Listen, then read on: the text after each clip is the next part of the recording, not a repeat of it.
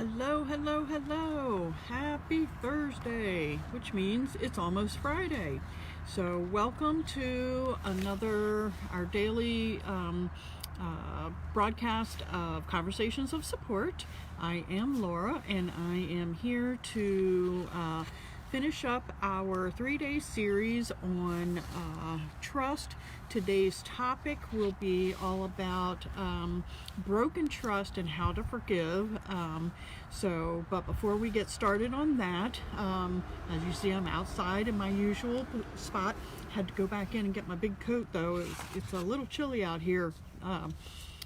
And just a little bit of enough of a breeze that it's got a little edge to it, so I decided to go get the big coat today. So everybody's doing well, I hope. Thank you, Michael, for jumping on.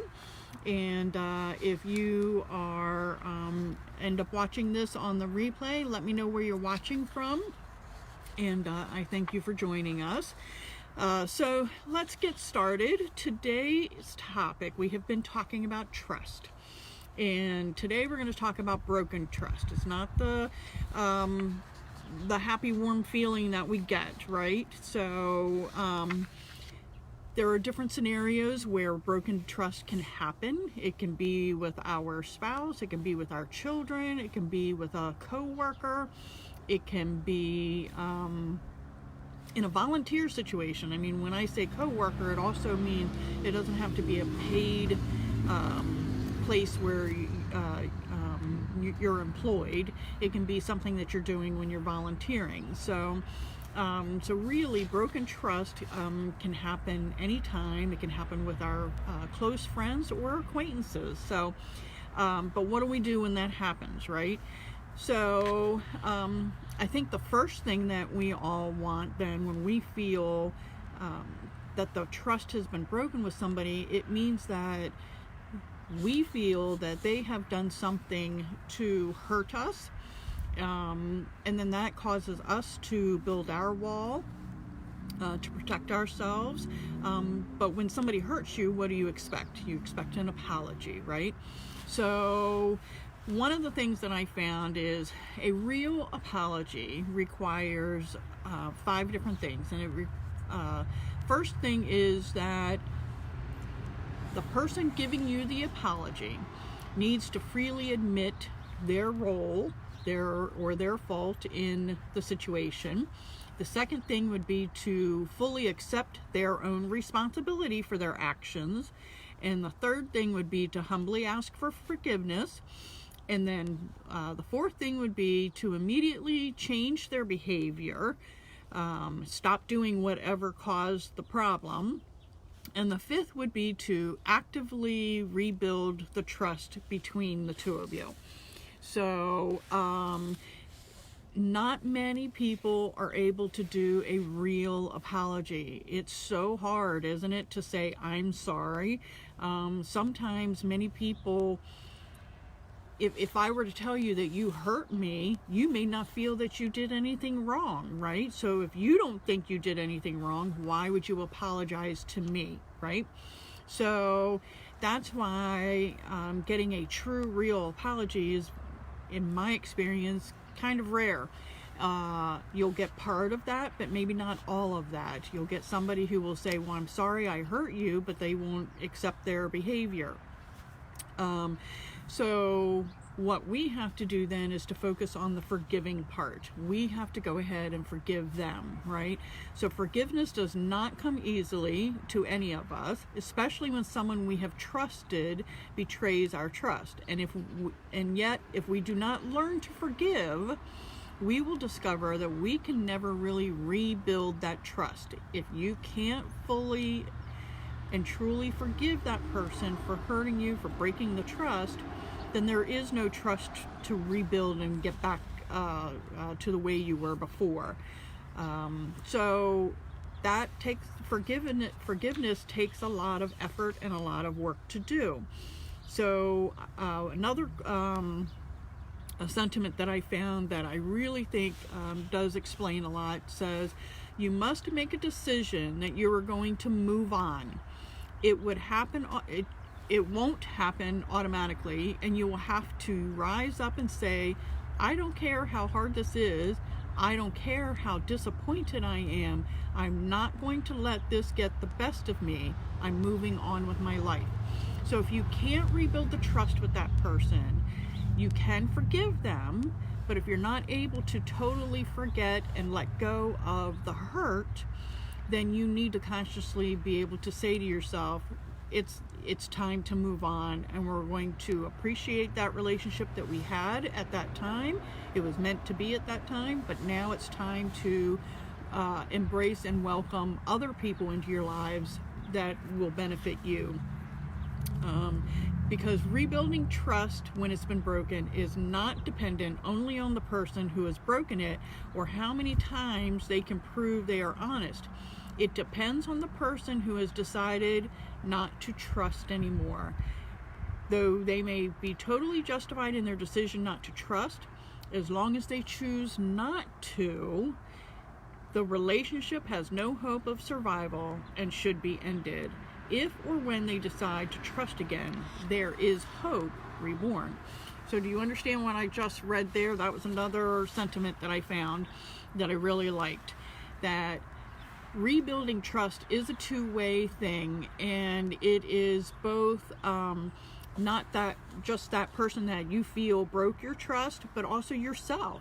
If you feel like you will never be able to trust them, then trust won't be there.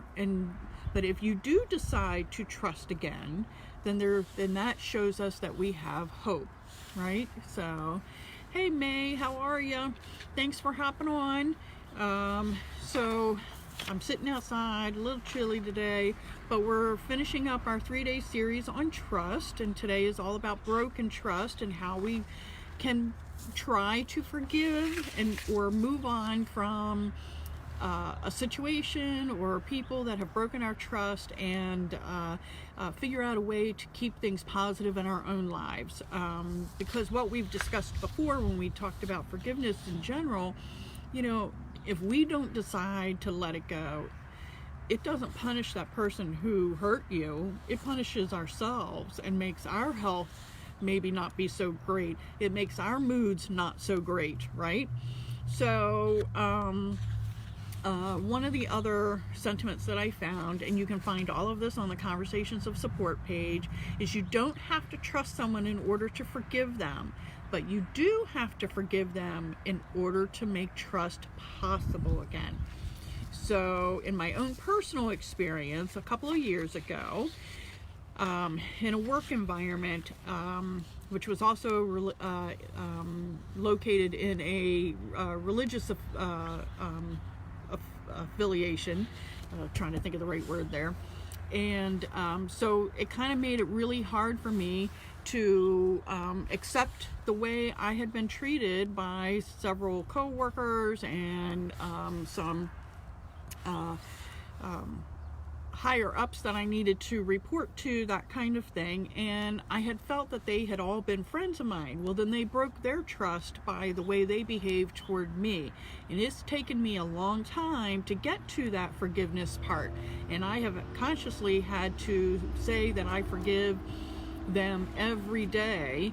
But what helped me do that is I know that now, looking back, we didn't have a true friendship, because they wouldn't have done what they did. None of them saw what they did as wrong. So I believe that God was shifting me and directing me away from an environment that was more toxic for me personally and my path and my journey in life.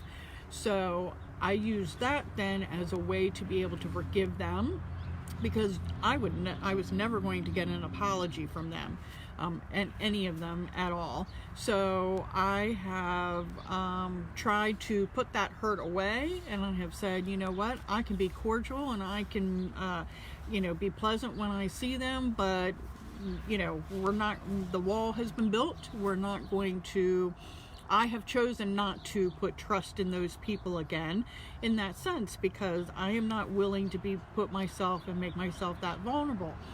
That is my choice.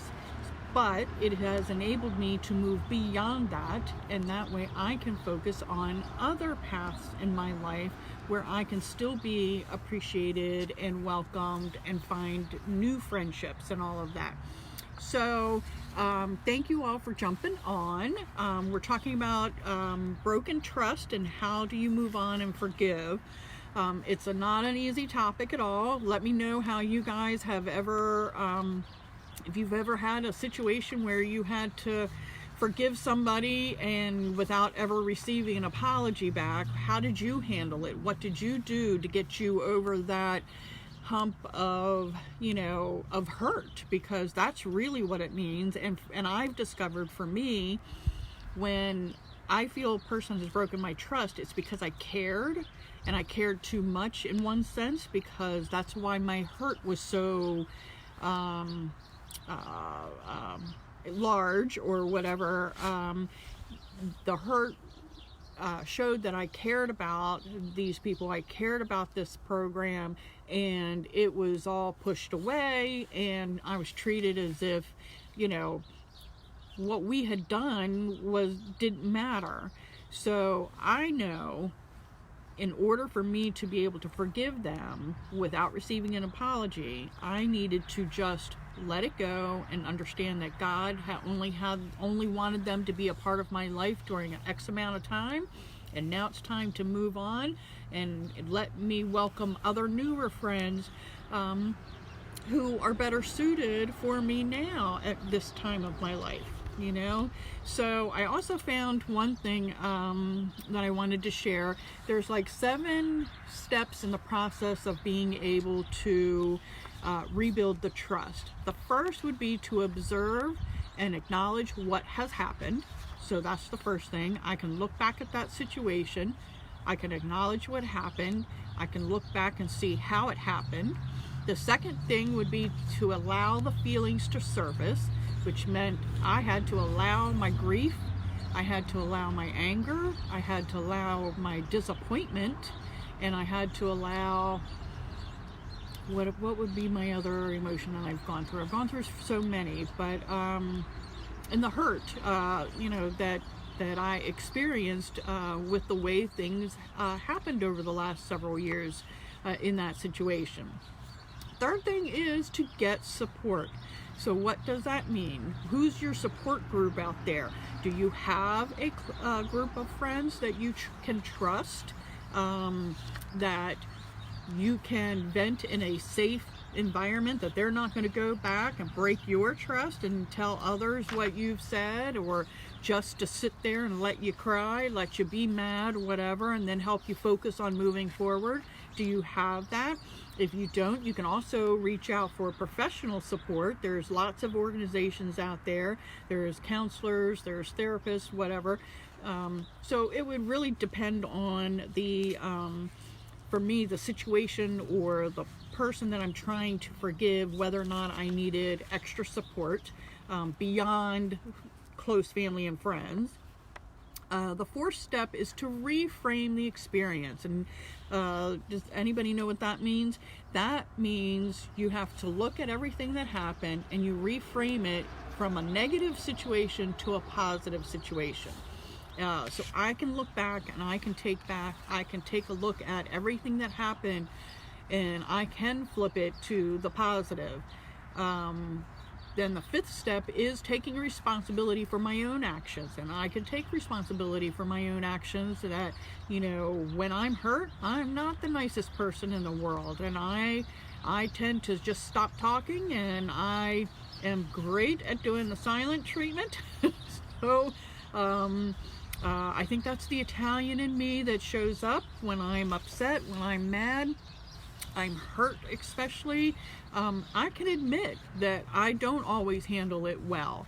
I will clam up and I will not be the nicest, most friendliest person that you usually see here, So I can take responsibility for my own actions. Then the sixth step in the process of rebuilding trust is to forgive yourself. So I can forgive myself for my bad behavior, and I can then forgive the others for their bad behaviors. And then the seventh and final step in being able to try and rebuild any trust is to let go and move on. So at some point we have to say the past is the past, let it stay there. It does not define us. It does not need to dictate how our present and our future are. So I have learned how to let go and move on, and I do not miss that whole situation anymore because God has provided me other areas to help and support others in a positive, encouraging environment versus a negative, toxic feeling environment with certain people. Now, don't get me wrong, that whole experience back then was not all negative, just with a certain part of it.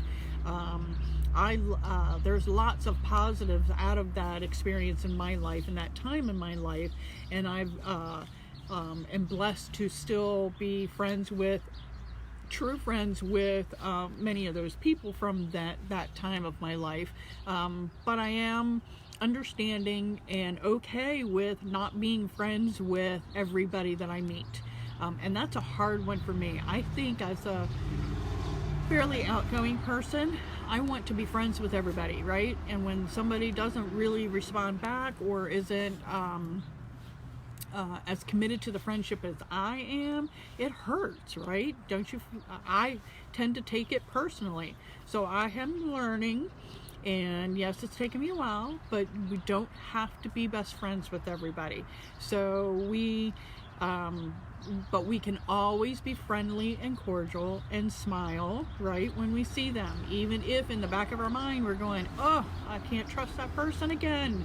So don't put yourself in the situations where you need to trust them in that way. I find it easier than if I need to be around any of those other people that I do it in a group environment. That way it's not a one-on-one and I do not have to talk to that person anymore. So I prefer a group environment if I need to be around them. But I hope this has helped a little bit, because I know a lot of us go through different stages in our life with, we've got to let go and we've got to move on in a positive manner. It really stinks that people treat each other badly like this, and I think we see a lot more of it now because of social media, because events and situations and people and places, we're all seeing everything and we're bombarded with it every day, right? Whereas back in the old days, when we didn't have Facebook Live, when we didn't have social media to post pictures and all of that, we might not have known somebody had broken our trust immediately. So take the time, do those 7 steps, observe and acknowledge what has happened, allow your feelings to surface, and then get support if you need it. Reframe the experience, which means instead of looking at it as a negative experience, flip it and see how you can make it a positive experience. Take responsibility for your own actions, forgive yourself and the others, let go and move on. And then hopefully your ability and capacity to have trust will be whole again, and you won't be afraid. I cannot live in fear of being hurt again. So I tend to, I can trust again a little bit easier. I have a harder time forgetting about why I was hurt in the first place. So it's contradictory to me personally when somebody says, do what's your passion, and then you're told not that, oh no, that's not your passion, right? So take everything that I have said, but make it apply to what works in your life, what in your family, and figure out a way that you can make your experience a part of your past. End it, let it go. If there's no hope in rebuilding the trust, move on, make new friendships and new trust opportunities in the future. if you can rebuild the trust with that person that you feel hurt you in the past, it's not going to happen overnight, because that hurt probably didn't happen overnight either, right? So don't expect to have full trust right away. Take it, like they say, in baby steps. Do a little bit at a time and see where it goes. You know, don't put yourself all out there right away. If you're still feeling if you're still at the point of feeling your feelings, you know, because that forgiveness has to come later. You remember, we've got to do our steps to get there. So, you know, take that, work with that. Let me know what works for you. How do you get beyond being hurt? Is it easy for you to just go, oh, okay, they're not meant to be, move on, you know? Or do you get stuck like I did for a while in the hurt and in those feelings, and I didn't take the time to reframe the situation the way I needed to as soon as I should have. So it's taken me a little bit longer to get through that. You know, what worked for you? Also, are there any other topics that you would like to talk about too? March is also Kidney Disease Awareness Month, so I will take a couple of days here and there out of the rest of the month to talk about that. We can talk about how to cope with having a chronic disease. We can talk about or having a child with a chronic disease. How do you handle that? How do you handle your work environment, your child's school environment when you're dealing with a special need area, whether it's physical, cognitive, or whatever situation. So let me know that. We can talk about that. So I appreciate all of you stopping in today. Let me know what you would like to talk about next. And as always, I'm going to end it again with, remember to smile when you're out and about, because we don't know who's struggling and who has felt hurt by others. And maybe some stranger just giving them a quick smile as they're walking by down the aisle in the store looking for that hand sanitizer that everybody can't seem to find now, I guess. Smile, and it might be what brightens up their day. If you're all standing in front of the empty shelves for the hand sanitizer, just joke, laugh, smile, and say, well, I guess we're going to have to just use regular soap and water, right? So be friendly, try to make the best out of your all of our situations, and I will look forward to seeing you tomorrow for another day of having conversations of support. So thanks again for your support, and I will talk to you soon. Have a wonderful rest of your evening, and happy early Friday. So I will see you tomorrow. Bye.